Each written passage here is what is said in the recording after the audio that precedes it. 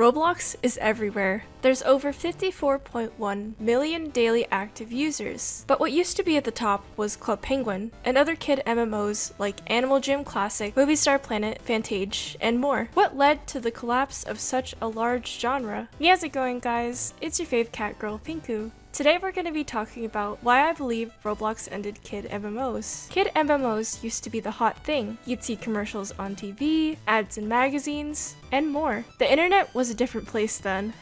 A really different place. But a new competitor emerged in 2006 and wouldn't become popular until recent years. Roblox provides more content that doesn't require a membership and gives kids access to the game on multiple platforms. It had set itself up to take the kids' gaming market by storm. However, it wasn't until these older games began to dip in popularity when Roblox finally began its rise to power. So why was there a dip in popularity for kids' MMOs? Their prime time was the 2000s to early 2010s. That meant that a lot of the original audience for these old games grew up and are not interested in them anymore. There's only a small portion of people who continue playing these games, mostly for nostalgia. And with the better and more advertised option of Roblox, the new generation of kids are not interested in the older games since they're more limited in the experience they can provide. This membership style in the old MMOs also prevented kids from enjoying a lot of experiences with each other since it was gatekept behind a paywall. The death of Flash also eliminated most of these games off the face of the earth. Because of this, many of the older MMOs were forced to make their own clients. Now, what makes Roblox more successful? Well, there's more advertising. There are so many ads on TikTok, YouTube, Instagram, and other platforms. There's so many memes of the game that become free advertising, since more people are aware of the company. RIP oof sound. And there's more successful content creators that bring in big numbers that inspire people to play. The next reason is that it's more accessible. Because you can play Roblox on your phone, tablet, or PC, many more users have the ability to play the game.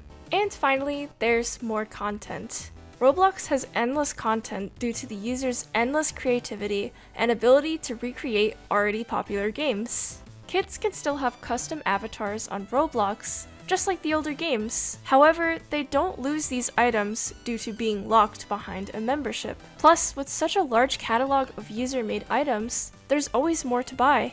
The reason why there's more content on Roblox is because, unlike the older MMOs, it's a collection of games. Crzypengu, for example, while having mini-games, is still one game centered around penguins. On Roblox, you can go from playing a dress-up game to an FPS offending people by teabagging them. Basically, each game is its own unique world. And really, it's much easier for anyone to make a game on Roblox since you don't require extensive coding knowledge. The tools are given to you by Roblox. So what happened to kid MMOs after Roblox took over? They died. If you look now at the older kid MMOs, interest in them is dwindling. Even if you look at newer projects inspired by the old titles like Crzypengu Rewritten, you will find that even their peak player count is not comparable to that of Roblox. And as for completely new kid MMOs, they would be competing with Roblox. I can't say the word Roblox. Why can't I say the word Roblox? Roblox. As for completely new kid MMOs, they would be competing with Roblox, which is a fight they can't win. This is basically why none are made. It's really unfortunate seeing the games I grew up with dying out. It's the end of an era. However, I'm glad that there are still people that are keeping the old games alive and are even making new ones inspired by them. While I do enjoy Roblox, it can't really replace the memories and hours that I had on these childhood games. But we're still allowed to talk about and enjoy the memories that we had. But here's my question to you. Is Roblox the future of kids gaming?